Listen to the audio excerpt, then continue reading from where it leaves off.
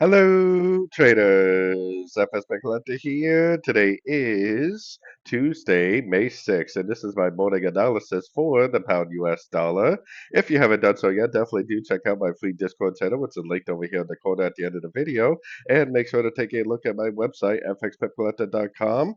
Make sure to watch the video on my home screen to learn more. So, anyways, the pound dollar. Now, I will be the first person to admit that the pound dollar looks like it potentially could just keep on going up. I mean, to me, it really does look like more like a running ABC correction because it made potentially a higher low, like a running flat. If it is a running flat, this thing could easily keep on going up.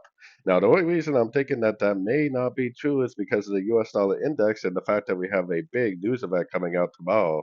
So basically, whatever is happening over the next 24 hours is almost definitely going to be setting itself up for tomorrow's interest rate news.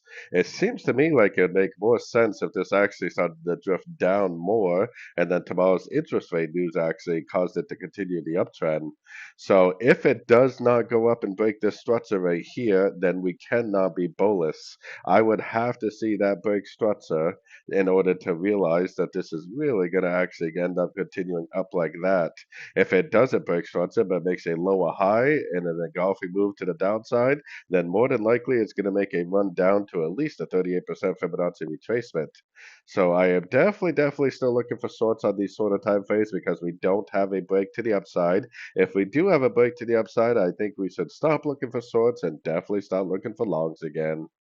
So anyways, don't forget to join my free Discord group. And as always, thank you for watching and happy trading.